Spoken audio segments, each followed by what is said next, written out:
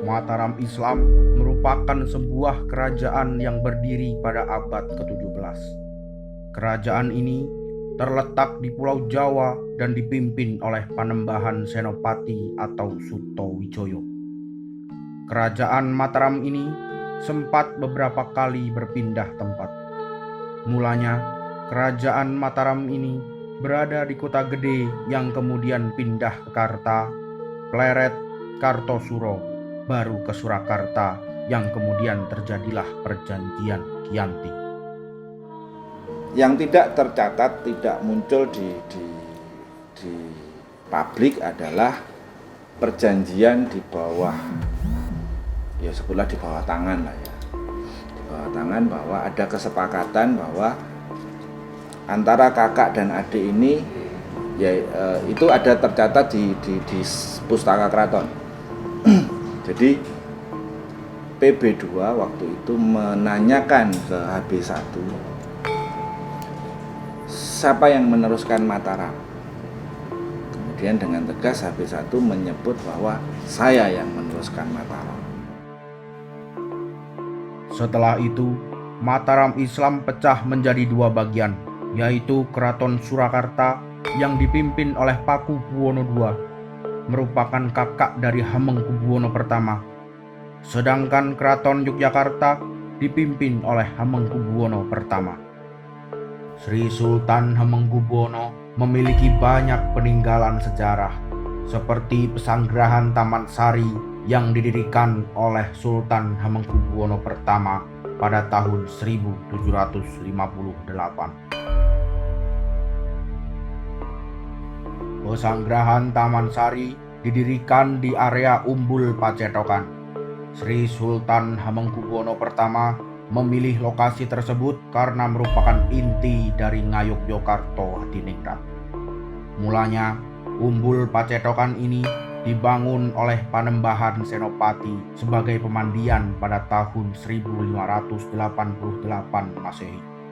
Selain itu, tempat ini dipilih kembali oleh Sri Sultan Hamengkubuwono I sesudah adanya perjanjian Giyanti pada tahun 1755. Dulunya, tempat ini bernama Ayodhya, Ngayogya, atau nama lainnya Garjitowati. Sultan Hamengkubuwono ke-8 mengatakan bahwa sebenarnya Umbul Pacetokan merupakan sumber mata air yang saat ini berada di area Umbul Binangun. Dahulu, lokasi Pacetokan ini digunakan untuk menentukan letak calon keraton Ngayogyakarta yang merupakan cikal bakal dari Kesultanan Yogyakarta, yakni Dusun Pacetokan. Kemudian, ketika keraton selesai dibangun, pembangunan Taman Sari pun dimulai pada lokasi Umbul Pacetokan berada. Konon ceritanya, umbul ini memiliki mata air yang besar dan jernih. Taman Sari memiliki arti taman yang indah atau yang biasa dikenal dengan nama lain, Istana Air. Taman Sari merupakan tempat pemandian untuk permaisuri, putra raja, dan tempat bercengkrama serta rekreasi. Taman Sari didirikan karena dengan keinginan Sultan untuk membuat tempat rekreasi. Sebetulnya yang mendirikan Taman Sari itu adalah Sri Sultan Hamengkubuwono yang pertama. Karena pada masa tersebut Sultan ingin membuat suatu kompleks yang difungsikan sebagai tempat berlibur beliau bersama dengan keluarganya. Hanya saja karena beliau juga memiliki keterbatasan dalam artian juga selain sebagai ahli tata bangunan, beliau juga memiliki keahlian yang lain untuk memerintah. Maka beliau menunjuk dari 2 orang yang ditunjuk sebagai pembangun Taman Sari atau arsitekturnya, yaitu yang pertama Tumenggung Prawiro Sentiko dan yang kedua adalah Demang Mangunipuro. Namun pada akhirnya pembangunan pesanggerahan Taman Sari pun berhenti di tengah jalan. Menurut perhitungan Raden Ronggo Prawiro Sentiko, biaya dan waktunya dalam memberikan bantuan logistik lebih banyak daripada memberikan upeti, sehingga pembangunan Taman Sari pun tidak dapat diselesaikan. Pada akhirnya, tugas pembangunan Taman Sari diserahkan kepada Pangeran Notokusumo, yaitu Pakualam I, putra dari Hamengkubuwono pertama yang memimpin dan melanjutkan pembangunan Taman Sari hingga selesai. Pada tahun 1687, pembuatan tempat peraduan Sri Sultan dan bangunan urung-urung menuju ke keraton dimulai. Biasanya bangunan ini dinamakan Gua Siluman. Ditandai dengan Condro Sengkolo, Pujining Brahmono ngubahake pajumutan dengan tujuan jikalau terjadi sesuatu terhadap keraton, Sultan beserta keluarganya akan melewati lorong bawah tanah yang terhubung ke Taman Sari. Tahun dimulainya pembangunan Taman Sari diberi tanda di pintu belakang, yaitu Gedong Panggung. Sedangkan tahun selesai pembuatannya berada di Gapuro Ageng. Yang pastinya sebetulnya gerbang Gapuro Panggung itu sebetulnya dulu ada pintu keluar, jadi bukan pintu masuk. Maka di situ kita berikan ukiran dengan 2 buah patung naga. Yang sebetulnya patung itu tidak berjumlah 2 kakak, tapi berjumlah ada 4. Dan itu sebagai penggambaran tahun Jawa yang kita kenal dengan nama Condro Sengkolo atau dalam bahasa Jawa Sengkalan Memet. Dengan dibaca Catur Nogo Rasa Tunggal. Catur berarti 4, Nogo itu 8, Rasa itu 6, dan Tunggal itu 1. Sedangkan untuk Gapura Hageng yang berada di sisi bagian sebelah barat yang dulunya merupakan pintu masuk sekarang menjadi pintu keluar, itu adalah lukisan dengan simbol relief bunga dan juga burung. Itu bila mana kita baca adalah Lajering Sekar Sinesep Eng Peksi, yang berarti angka tahun Jawa Lajering bernilai 1, Sekar itu bernilai 9, Sinesep itu bernilai 6, Peksi itu bernilai 1. Jadi kalau kita baca adalah 1691, yaitu selesainya Taman Sari dibangun di dalam konteks tahun Jawa, bukan di dalam tahun Masehinya. Masehinya adalah 1765. Setelah melewati Gapuro Ageng, terdapat area yang cukup luas di halaman segi 8 kedua, yaitu Gedong Lopak-Lopak.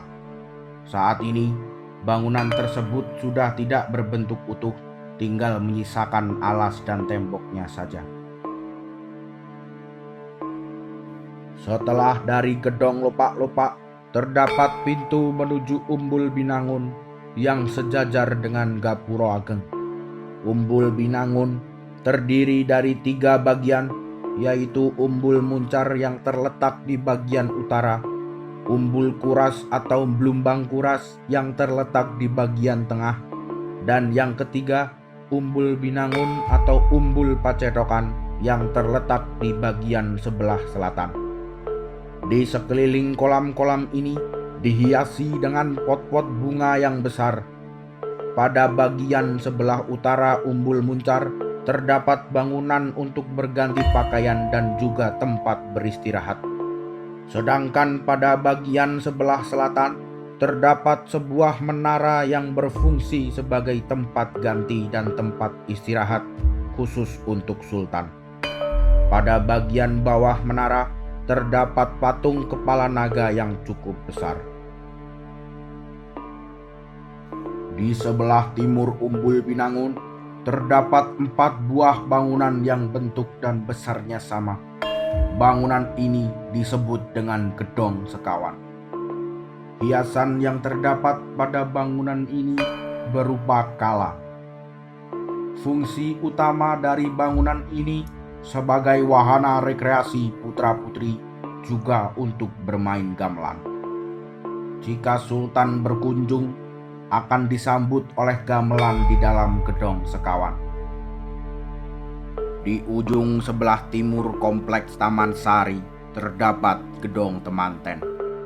Gedong ini terletak di bagian kiri dan kanan lorong sebelah timur Gapuro Panggung. Kedua bangunan ini merupakan tempat istirahat para istri serta keluarga Sultan. Bangunan ini terdiri dari dua buah bangunan yang simetris, di mana pada bangunan yang berukuran kecil memiliki hiasan kala. Di sebelah kanan dan kiri dari gedong Temanten terdapat gedong Pangunjuan. Bangunan ini dahulunya merupakan tempat untuk mempersiapkan minuman bagi abdi dalem. Bangunan ini berjumlah dua, yang merupakan satu pasang dengan gedong Temanten. Bangunan selanjutnya berada di area Ledok Sari, yaitu gerbang Taman Umbul Sari. Gedong ini merupakan pintu gerbang menuju ke lingkungan Ledok Sari. Di sebelah selatan pesarean Ledok Sari, lurus dengan pintu gerbang Taman Umbul Sari, terdapat gedong Blawong. Bangunan ini berfungsi sebagai tempat makan bersama. Pesarean Ledok Sari berada di sebelah utara gedong Blawong.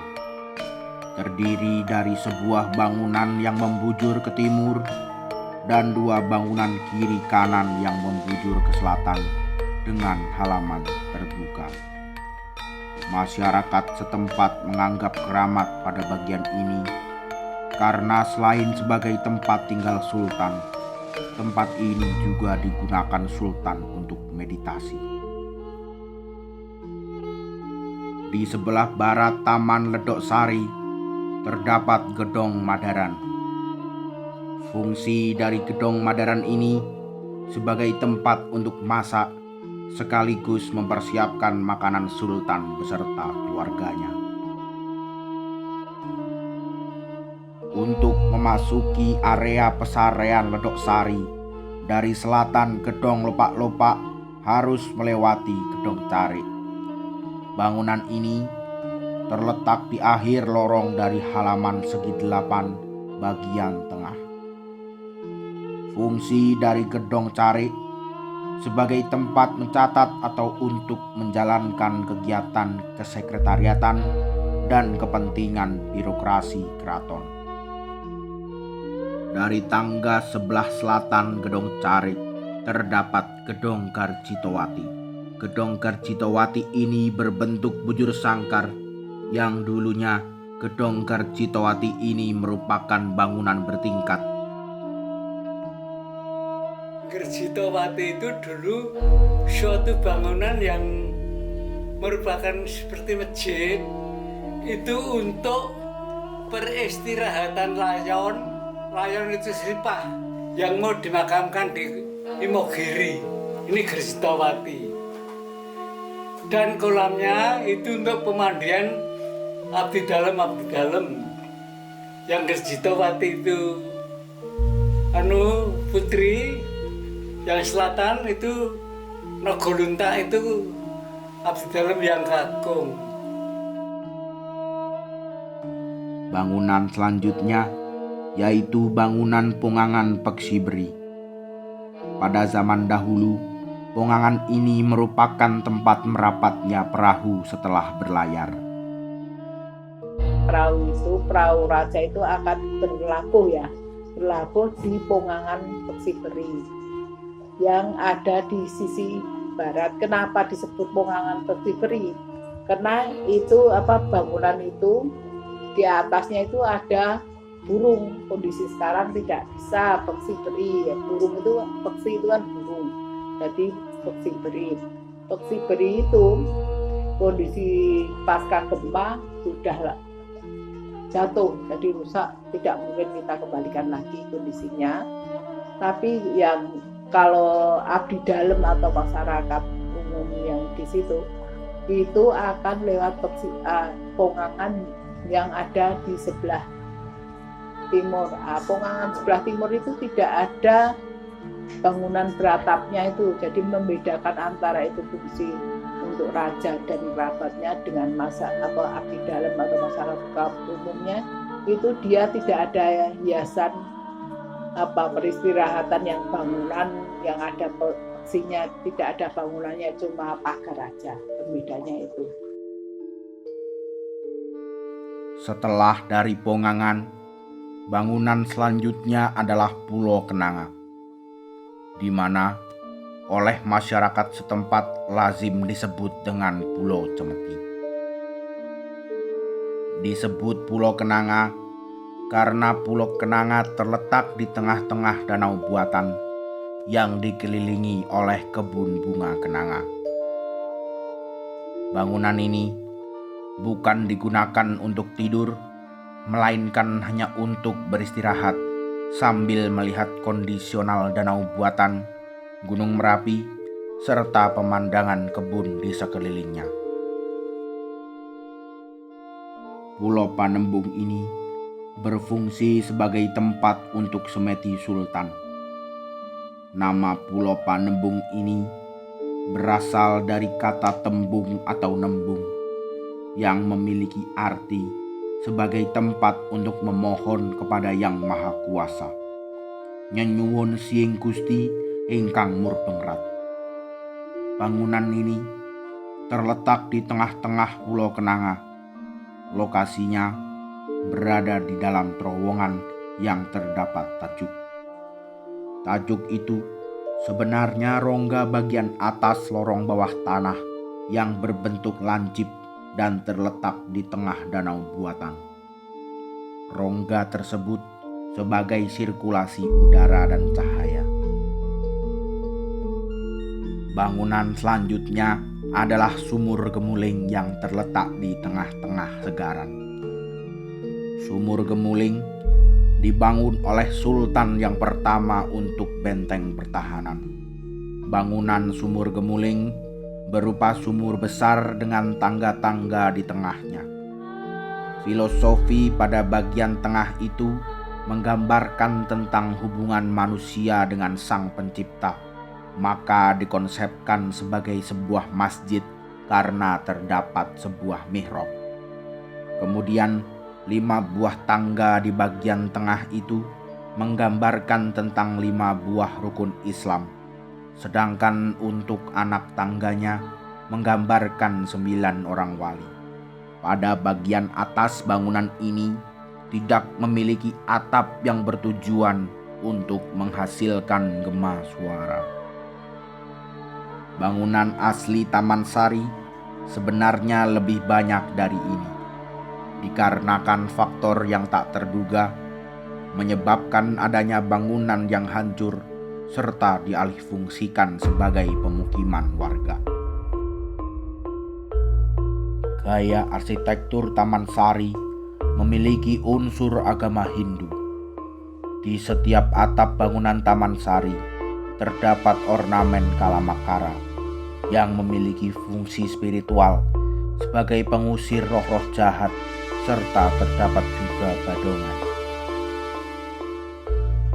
Selain badongan, peksi beri itu kan adalah, kalau di dalam Hindu adalah Dewa Wisnu. Dia dewa yang menjaga mata air, biasanya yang Segaran, yang gitu-gitu tuh dijaga oleh peksi. Unsur air itu adalah ada peksi. Itu peksi beri itu adalah, kalau di bangsa Hindu adalah Dewa Wisnu. Kendaraan Dewa Wisnu, jadi Garuda. Kalau kita di sini nyebutnya peksi beri, kalau di masa Hindu adalah kendaraan Dewa Wisnu, yaitu Garuda. Meskipun unsur agama Hindu diterapkan pada bangunan Taman Sari, masyarakat sendiri menganut agama Islam yang sudah bercampur dengan unsur Hindu dan disebut Islam Kejawen. Taman Sari sebenarnya tidak memiliki hubungan dengan kelima pelengkung, karena letaknya berada di dalam beteng keraton di mana Plengkung itu berada. Namun, terdapat satu Plengkung yang erat hubungannya dengan Taman Sari, karena Plengkung tersebut merupakan satu-satunya pintu keluar area Taman Sari, yaitu Plengkung Jogo Suro. Secara keseluruhan, bangunan pesanggerahan Taman Sari tidak menggunakan kerangka besi sama sekali. Konon katanya, bangunan Taman Sari ini terbuat dari putih telur. Kalau bahan bangunan kurang lebih ya tetap batu bata ya. Batu bata, dan karena ada beberapa bangunan yang memang masih tersisa batu batanya. Jadi ada kalau reruntuhannya Taman Sari yang secara keseluruhan notabene 10 hektar itu ada beberapa bangunan. Kalau lewat belakang itu kan lewat perkampungan rumah penduduk itu kan ada beberapa gapura-gapura atau tembok-tembok yang masih. Jadi kalau bahan bangunannya ya batu bata. Neng batu batanya kan beda dengan bangunan sekarang. Kalau batu bata sekarang kan satu batu bata. Nah, kalau dulu kan ada berapa lapis batu bata sampai akhirnya ketebalannya kurang lebih sekian lah. Berapa itu? Ya nek diomong setengah meter mungkin atau malah 1 meter. Untuk bangunnya kan kayak yang di Kota Gede pun atau yang di Pleret pun itu sama. Jadi batu bata itu ditumpuk terus dikasih putih telur.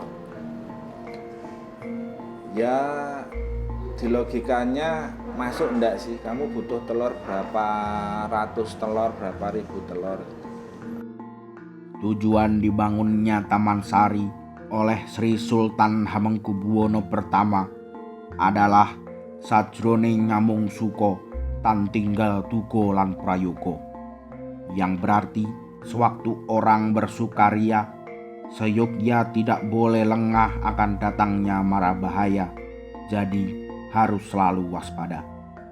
Sementara untuk fungsi bangunan pesanggerahan Taman Sari, yang pertama untuk fungsi rekreasi, karena di pesanggerahan ini terdapat beberapa fasilitas seperti umbul, pasiraman, kolam, segaran, dan perkebunan.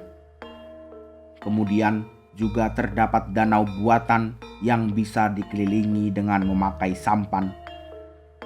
Selain itu, dipergunakan pula untuk berbagai macam kegiatan seperti karawitan. Yang kedua, untuk fungsi pertahanan, karena terdapat benteng tinggi yang mengelilingi pesanggerahan Taman Sari. Kemudian terdapat juga tempat untuk menempatkan persenjataan. Dan yang ketiga, untuk fungsi religi, sebagai tempat meditasi dan tempat ibadah, karena terdapat Pulau Panembung yang digunakan sebagai tempat meditasi, serta masjid bawah tanah dan sumur gemuling sebagai tempat ibadah. Terdapat beberapa cerita yang berkembang di masyarakat. Yang pertama, bahwa urung-urung atau jalan bawah tanah di Taman Sari terhubung dengan pantai selatan. Cerita itu sebenarnya tidak benar, melainkan urung-urung tersebut terhubung ke luar kota. Kemudian yang kedua, bahwa dulu dari atas Menara Sultan akan melihat para selirnya untuk diajak berendam bersama dengan cara melemparkan bunga kepada salah satu selir yang dipilih. Pesanggerahan Taman Sari berhenti digunakan sampai Hamengkubuwono II. Rusaknya bangunan pesanggerahan Taman Sari dikarenakan sudah tidak terpakai lagi.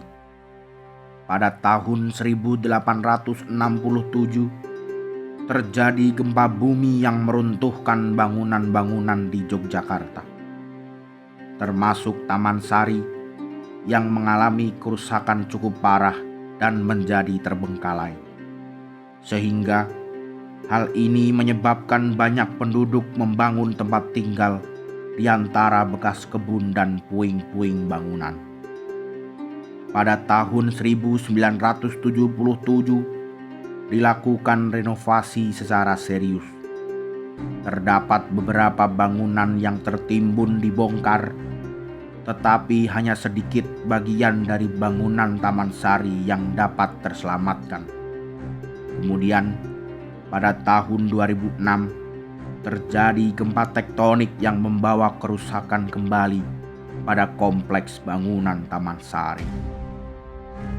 Pada awalnya, bangunan pesanggerahan Taman Sari menghadap ke barat, sehingga lorong bagian depan terletak di selatan Plengkung Jogoboyo. Mengenai segarannya, memiliki lorong depan lurus ke utara sampai ke Plengkung Jogosuro. Namun, pada saat ini, Taman Sari menjadi tempat wisata, sehingga pintu masuk ke kompleks Taman Sari berubah ke arah timur yang dulunya merupakan pintu belakang. Selain perubahan pada pintu masuk area Taman Sari, sumber air yang menjadi pusat mata air Taman Sari sekarang pun sudah tidak mengeluarkan air lagi, karena di sekitarnya muncul banyak perumahan yang terdapat sumur-sumur. Pada akhirnya, air tersebut masuk ke sumur sehingga umbulnya menjadi kering. Sebenarnya, Taman Sari dibuat oleh Sultan Hamengkubuwono I sebagai tanda cinta Sultan kepada Sang Permaisuri. Untuk Taman Sari, terima kasih telah mengajarkan kami arti rendah hati. Bisa menghargai waktu di kala semu, memahami toleransi, layaknya hati yang tak ingin pergi. Walaupun hati bersukaria, namun raga tak luput dari rasa waspada.